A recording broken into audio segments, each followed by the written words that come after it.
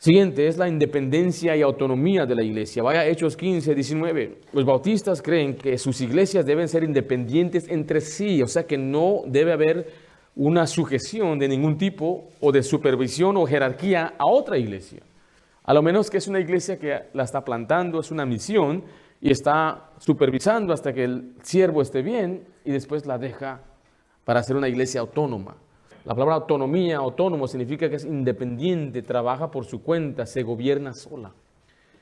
Esta iglesia era una misión por unos años y vamos a cumplir 2 años en una iglesia autónoma, independiente. Y yo esperé al momento que nuestro pastor lo quiso hacer. Yo le insistía con respeto, yo creo que estamos listos, podemos irnos solos. Pero le preocupaba, decía, y pues yo he visto que no hay suficiente para sustentarle. Dice, no se preocupe, yo puedo ir a trabajar, pero que seamos una iglesia autónoma.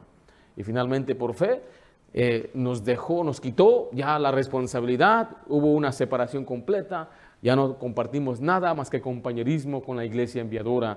Y damos gracias a Dios que cuando eso sucedió, los miembros de la misma iglesia empezaron a responsabilizarse de una manera espectacular para que tengamos todo lo que necesitamos para poder rentar el lugar, para sustentar los gastos, para sustentar también al siervo de Dios. Una iglesia independiente que trabaja por su cuenta. Hechos 15, 19, ¿estamos ahí? Dice, por lo cual yo juzgo que no se inquiete a los gentiles que se convierten a Dios. El contexto aquí es una iglesia en Jerusalén hablando de otra iglesia en Antioquía. Está diciendo, la iglesia en Jerusalén no se va a meter con la iglesia en Antioquía. Eso es lo que significa ser una iglesia independiente o autónoma. Algunos nos dicen, ¿qué denominación son ustedes? No somos denominación. La palabra denominación significa que hay una jerarquía. Significa que hay una bolsa donde todos envían y ahí está cuotas. Cuotas de cuánto deben enviar y cuotas de cuánto deben tener asistencia. Y esas cosas no es bíblico. Ahora, ser una denominación tiene beneficios porque hay compañerismo, pero también hay mucho dinero. Por ejemplo, me invitaron a mí a ser parte de una convención y me decían, vamos a comprarte un edificio y darte una casa. Una persona diría, wow, un edificio y una casa será tremendo, pero ¿cuáles son los requerimientos? Que seas parte de nuestra convención, te sujetes a nosotros y enseñes lo que nosotros queremos que enseñes. Y ahí ya estamos mal. Aquí, bajando aquí la calle, una iglesia que es bautista y dijeron, nos gustaría que fuera nuestro pastor. Pero enseguida me dijo, tienes que predicar esto y esto y esto y tienes que enseñar de esta manera. Dije, Dios les bendiga, sigan su camino. Porque no podemos nosotros sujetarnos a una organización. Gente me pregunta a mí, ¿quién me manda el material? ¿Quién te manda a ti el material? ¿A qué te refieres? ¿Tienes un libro que enseñas? Alguien te lo manda, ¿verdad? Sí, este libro se llama la Biblia, me lo mandó el Espíritu Santo. No, pero no tienes estudios que te mandan. No, o sea, los predicadores debemos conocer la Biblia y predicar la Biblia. Es muy sencillo. La palabra libertad no significa compromiso. O sea que no estamos obligados a aceptar tampoco pasivamente las enseñanzas y prácticas antibíblicas de otros grupos religiosos. La libertad tampoco es licencia. Nunca propone la libertad sin restricciones. Más bien la libertad asegura la capacidad de hacer aquello que agrada a Dios. Por eso dice la Biblia que la verdad nos hará libres. Y esa verdad es la palabra, la Biblia. Ahora mire, los bautistas siempre han sido campeones de la libertad.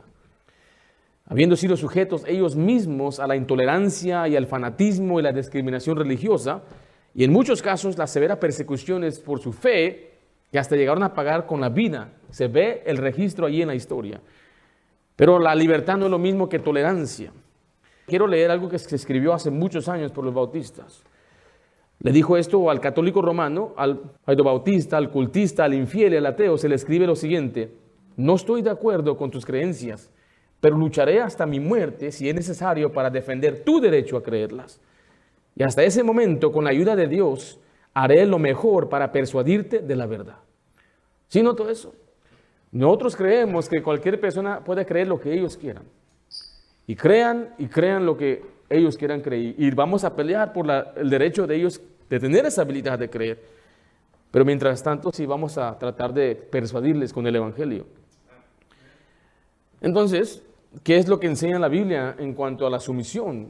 Una iglesia no se somete a otra iglesia, pero 1 Pedro 5:5, la membresía voluntaria de una iglesia bautista requiere rendición de algunos derechos personales. Cuando usted es miembro de una iglesia, usted ahora tiene que adherir a los requerimientos de su iglesia.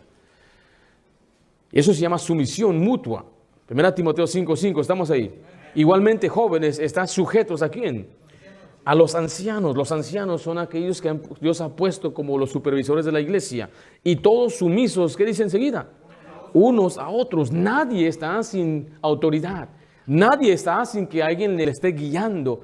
Y el pasaje aquí nos dice que deben someternos unos a otros en la iglesia local. Vaya a Hebreos 13:7, por favor. Tienen que someterse al liderazgo ordenado por Dios. Su servidor tiene 7 años predicando, vamos a cumplir 7 años predicando en esta iglesia. Y hay personas que vienen y piensan que pueden decir o opinar, y está bien, todos tienen derecho a decir o opinar. Usted tiene la ordenanza de Dios de sujetarse y obedecer. ¿Acordaos de quién? De vuestros pastores, que os hablaron la palabra de Dios. Considerad cuál haya sido el resultado de su conducta. ¿Qué dice la última frase ahí? Imitad su fe. Aquí hay mucho que podemos estudiar. Acordaos de tu pastor no significa, ya me acordé de él. Significa que le tiene un respeto. Y hay algunos padres que tienen que enseñar a sus hijos a respetar a los siervos de Dios. Tienen que enseñarle a ir a saludar bien al pastor. A veces ven unos jóvenes ahí pasan y es como cualquier persona está ahí. No somos importantes nosotros por ser importantes, sino hay una importancia por ser el líder que Dios ha establecido. La Biblia le llama el hombre de Dios. Y debe haber un respeto porque debe acordarse, habla de una admiración, pero no te lo quise, tienes que ver cuál ha sido el resultado de su conducta. Creo que algunos por años ya me han conocido. Y creo que han visto la manera en que vivo en mi casa, en mi hogar, con mis hijos, nos han visto trabajar, me han visto llorar. Hemos hecho muchas cosas juntos para Dios. Vea el resultado de mi conducta, ser digno de imitar la fe que he mostrado. Y aquí se lo enseño, se lo digo, porque tiene que aprender a sujetarse y obedecer, porque es la voluntad de Dios. En Hebreos 13:17 dice la Biblia, obedeced a vuestros pastores y sujetaos a ellos, porque ellos velan por vuestras almas, como quienes han de dar cuenta, para que lo hagan con alegría y no quejándose, porque esto no es provechoso. Ahí nos enseña ahora a obedecer y a sujetarse. ¿Obedecer en qué? Obedecer en todo lo que se le pide de acuerdo a la iglesia local. En Mateo 18:17, yo le diré a una persona, si no está dispuesta a sujetarse y a obedecer, yo creo que yo no puedo pastorearle. Usted no va a ser edificado en esta iglesia. Yo le pediría que se busque otra iglesia. Una persona que usted va a admirar y respetar. A un pastor que usted dice, él me va a enseñar. Un pastor que le da un ejemplo. Si usted piensa que yo no le he dado ejemplo, pues yo le diría, pues alegremente vaya a otro lugar. No hay ningún problema conmigo. Yo no voy a pelearme con aquel pastor. Ni siquiera le voy a preguntar, ¿por qué no me llamó? Le voy a decir, aquí está un miembro que se vino de su iglesia, que Dios le bendiga. Quizás usted le va a ayudar. Como no se quiso sujetar, no quiso aprender, no hizo lo que yo le quise enseñar, con la Biblia, con mi ejemplo, bueno, no hay problema. No, así es. Yo no me voy a desanimar por eso. Pero si alguien viene a nuestra iglesia y dice, yo quiero unirme a su iglesia, me gusta la misión de su iglesia, yo creo que estoy aprendiendo mucho con usted, usted es un ejemplo para mí, entonces tiene que aprender a obedecer. En Mateo 18:17 da una tremenda autoridad a la iglesia. Dice, si no los oyere a ellos, dile a quién, a la iglesia, y si no oyere a la iglesia, tenle por gentil y publicano. De cierto os digo que todo lo que atéis en la tierra será atado en el cielo, y todo lo que desatéis en la tierra será desatado en el cielo. Aquí la voluntad de la iglesia consta, dice la Biblia, lo que se ata aquí en la tierra, Dios lo aprueba en el cielo. ¡Wow! Está tremendo eso.